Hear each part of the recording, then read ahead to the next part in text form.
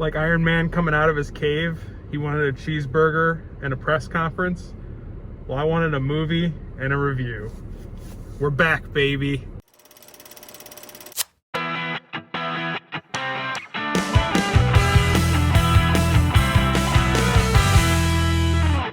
Hello, everyone. It has been a while. I'm sitting outside of AMC's Marquee Theater, about a block away from their headquarters, and movies are back. And I know they've been back for a while, but I personally have not been in a movie theater since very early 2020, and I think I was seeing 2019 films at that point because nothing good comes on in January. Everyone knows that. But boy, are we back, and Godzilla versus King Kong was the one to bring me back. Just got vaccinated last week, and we are rolling. This movie was so much fun. It was everything you wanted and more. You know, monsters fighting monsters, tons of action. But what makes these films so great, and I think you know, this is true for the last Godzilla movie, this is true for the last Kong movie, was that they, instead of just focusing on the little the characters, the humans part of, you know, in the story, they do a great job at focusing on creating character development in the actual monsters themselves, because, you know, it's great to get that connection with the people, and there was some great storylines on the human side for sure, but giving Kong like someone to root, you know, Kong and Godzilla really someone to root for, you know, a reason to be somewhat human and heartfelt.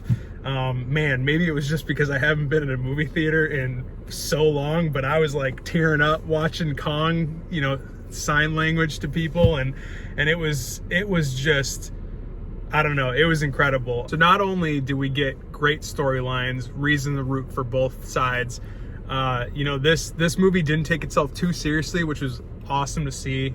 You love that anytime you get some kind of crazy sci-fi movie like this. It definitely had fun with how wacky it was at points. Without taking yourself out of it, it wasn't like breaking the fourth wall ever, but you know, there was some ridiculous villains, some crazy CG layers and stuff like that, and it was a pretty fun ride all along. You know, the plot itself, you know, it was a little bit thin, but they kind of leaned into that, and they didn't really spend a ton of time like having to do all this backstory and try to like reel you into all this lore. Like, they were pretty much just like, hey, Kong's here, Godzilla's here, here are some of the reasons why we're fighting, and some of the reasons why, and we'll get into spoilers in a second here, we might not be fighting, and let's just go. And I really appreciate that. It was like a 2-hour movie, maybe just underneath, but it felt like almost like an hour and a half, maybe even less. I was shocked when it was over and I walked out and I was like, wow, that was quick. And that's not the case for some of the, you know, I'm thinking of the first Godzilla movie that felt long, because they had to do a lot of that legwork to explain stuff. But you know, and we'll get into spoilers now, because, oh man, the reason why they got together and they were fighting with each other at one point was Mechagodzilla, and you know, me being so disconnected from movies for the last however many months, I didn't see this coming. I thought we would maybe get Mothra, because that's the classic, you know, third-party villain that they can team up to fight. And I always joke that I wanted to see just like the wing flaps and just knocking down buildings. But Mechagodzilla, so the Apex company wanted to be the apex predator. Put humans back on the top of the mountain, so they created basically a mecha version of Godzilla, and they were just waiting for a power source, so they had to go down to the hollow earth, go down in the middle of the earth where Godzilla and Kong are from, and get that power source that they're waiting for. So they didn't really waste any time getting us to that point. They're like, boom, get the power source, okay, cool, got Mechagodzilla powered up, let's go. And you know, we did get the Kong fight with Godzilla.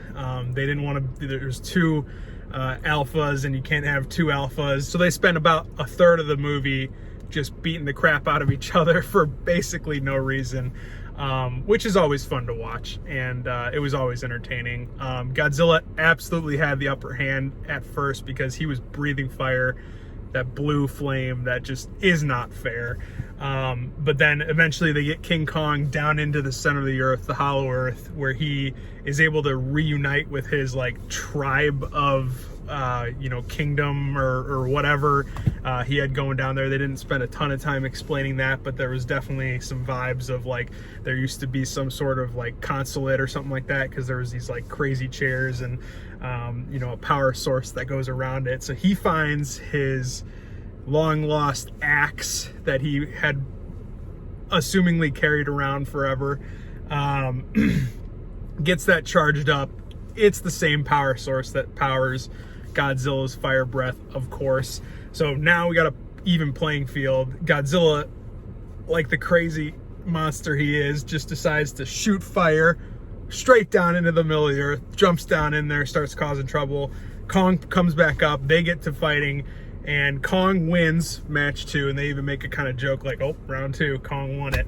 Shortly after that, you see Mechagodzilla get all charged up, and he is ready to go. He breaks out, and, of course, he goes rogue.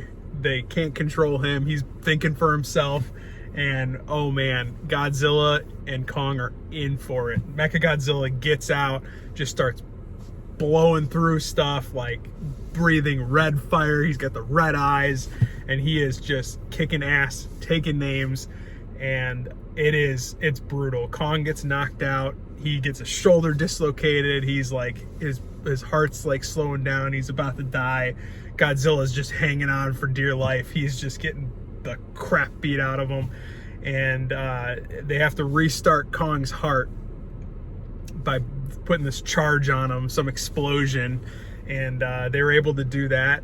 He gets back up. He starts pulling Mechagodzilla off of Kong, and they are just beating him from both ways. And then finally Kong grabs his axe, gets it charged up because Godzilla charges it with his fire breath, gives him one last good beat, knocks him out, pulls his spine from his like body, and there's like oil everywhere, and you see the red eyes go dark on Mechagodzilla, and that is the end of him.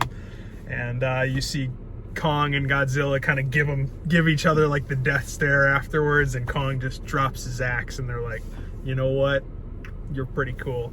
Godzilla goes out, floats into the ocean, into the sunset, gets to go hang on a beach somewhere, assumingly drinking a Mai Tai.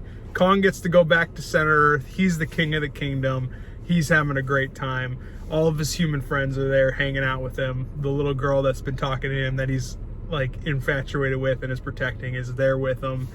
And yeah, that's the end of the first 2020 movie in theaters that I got, and I could not be happier. In a regular year, maybe this wouldn't be toward the top of my list, but hey, it's been a while, and that was an awesome first movie back, and I just can't wait until we have more. A-list is activated. We got a whole summer coming up. Let's do this thing. Thanks for watching, guys.